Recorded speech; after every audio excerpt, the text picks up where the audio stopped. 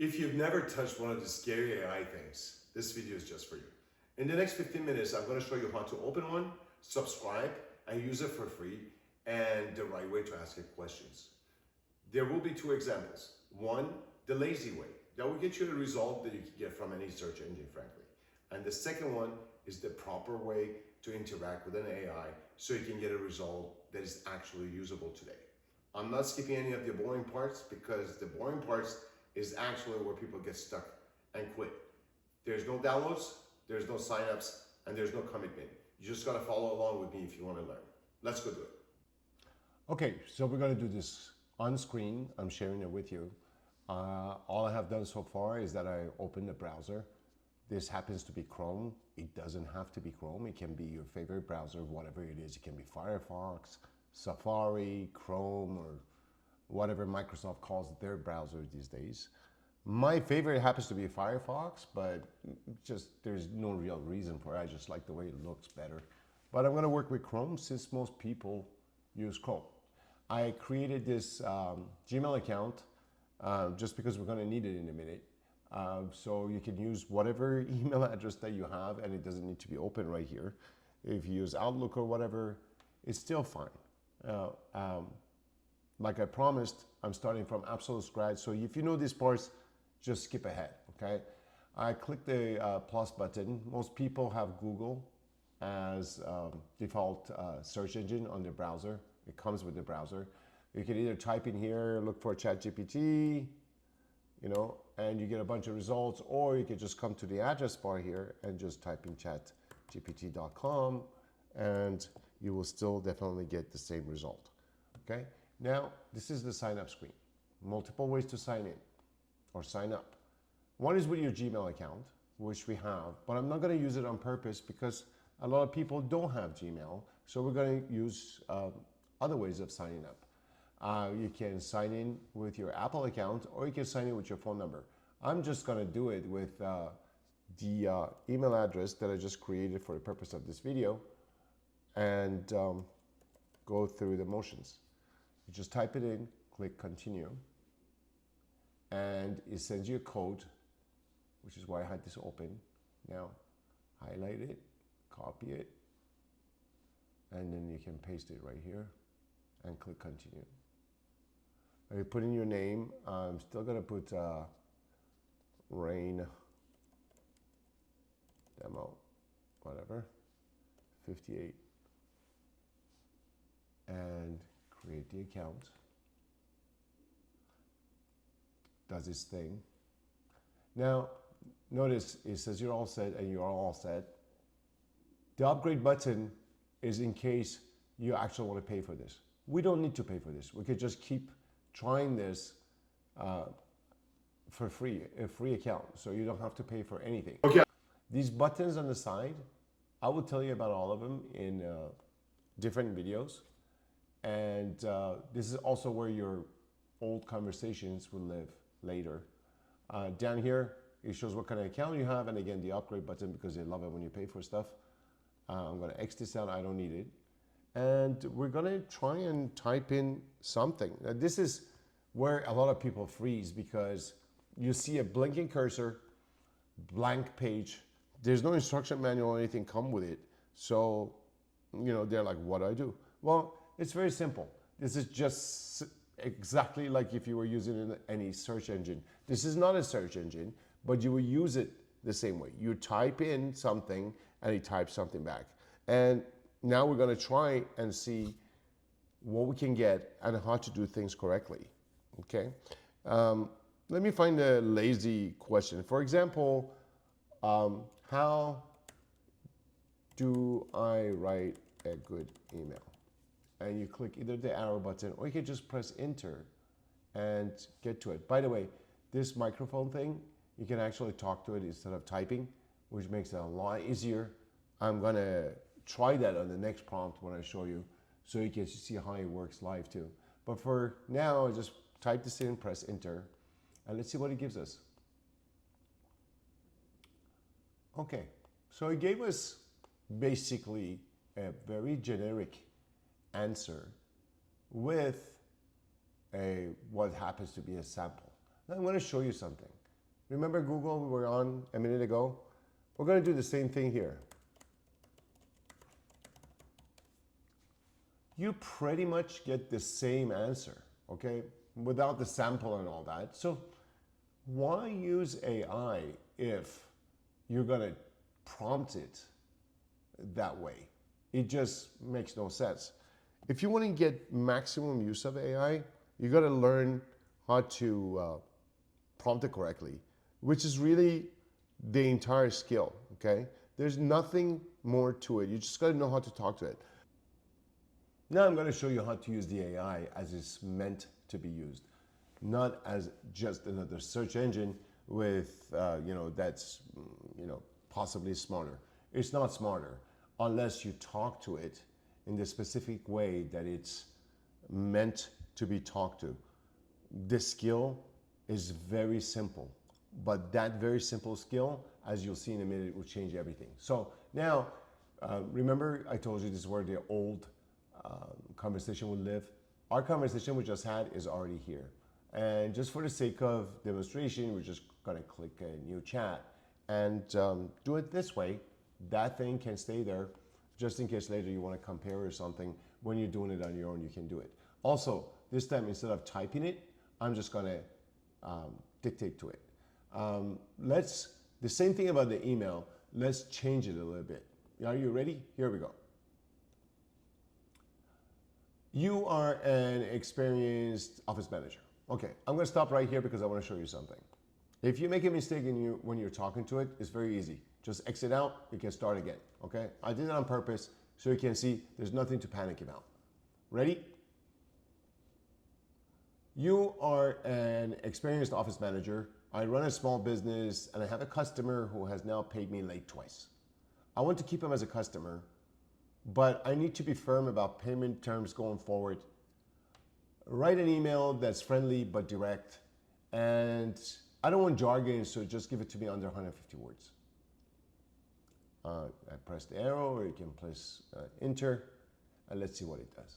Look, this is an email right here, very nice, okay? And you just spent the same 10 seconds with the same machine, but you got a completely different animal. Instead of a bunch of bullet points, it just wrote it for you. And let's say I'm not happy with this. I can still change it, which is the refining part. And a lot of times it's necessary. I'm gonna say, for example, I love this email. However, please, however, it is too short and direct. Please add another couple of sentences to soften the tone while keeping firm. Oh, you see these things here? They're called M dashes or EM dashes, whatever. These are AI giveaways. I just really dislike them. So I'm gonna tell it, I also do not want M dashes in there. Please include a signature line for my company as well. Okay, you see? So once you give it that first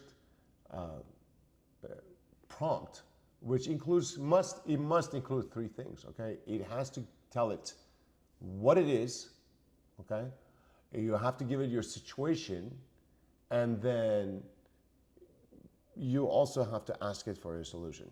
Then it can help you the way an AI is meant to help you. Again, you see, we can refine even further. For example, instead of just copying here and then pasting it to my email and sending it, I'm gonna do a little bit more refinement.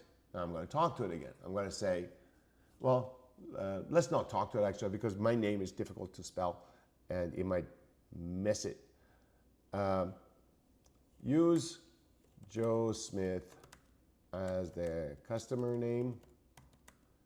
Use Rain Kashefi as my name. Use Rain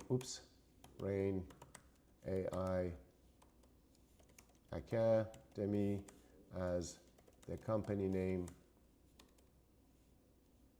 How do you spell company?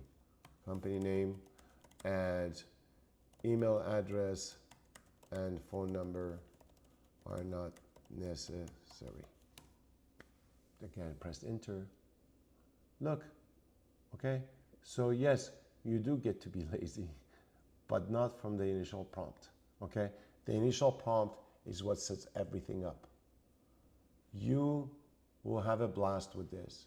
So today, before you close this video, I want to ask you, find something you want to write that is completely annoying, that you don't want to really deal with, that you dread doing. Use the same three concepts. You give it a persona. Okay, think of it as an employee. Okay, give it a persona. Tell it what it is. Tell you the situation. For example, hey, this guy is a customer. Has been late twice. Give it what you want to achieve. I want to retain the customer, but I want to be firm and set boundaries. Basically, do it in your own context, whatever. And I would love to hear back from you. See what kind of results you got. In the future videos, I'm going to go through these.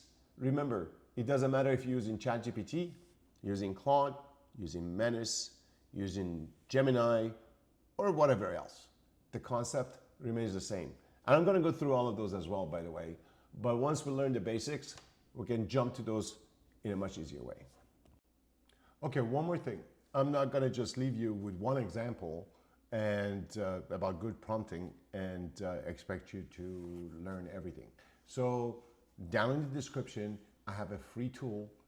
There is no signups, there is no credit cards, there's no obligation or nothing. But the link is there. When you click it, it will take you to this free tool that I built. It comes in multiple languages, and all you have to do to practice is fill in the questions that it asks you. For example, who should the AI act as? It also gives you a detailed explanation and some examples of what you should use, has some presets and whatnot, and you can just use that to learn what to do. I'm going to use an example that I used in my previous video. For example, I'm going to say you're a marketing consultant for a small business. I'm going to add with 20 years of experience. Okay, I'm just showing you how this works. What problem are you trying to solve? I own a small Italian restaurant in a strip mall, and my weekdays are dead. Okay? What do you want to do about it? Give me 3 solutions for under $200.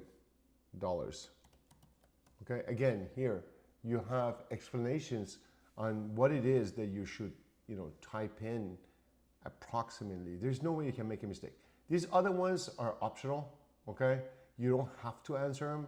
I'm just going to answer them so you know what's going on. My customers are mostly family. My customers are mostly families. Okay? Any rule limits? Yeah, I just really don't like jargon. You can use multiple stuff. Okay? Keep it realistic and be honest with me. Okay? What tone should I take? Professional, of course. But you could, change it to any of these. What should the answer look like? Now, sometimes, let's say you want a bullet point.